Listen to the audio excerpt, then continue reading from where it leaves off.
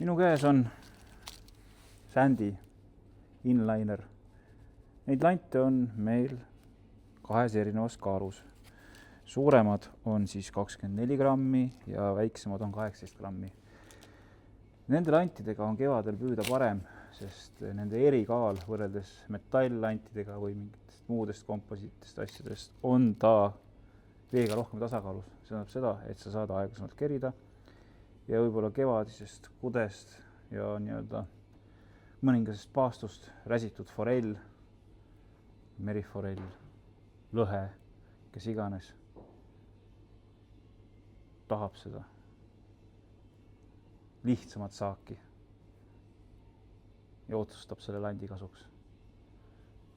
Sina oled õnnelik, kala võib-olla nii õnnelik ei ole, aga päeva lõpuks pann naerab, mis seal ikka. Aitäh!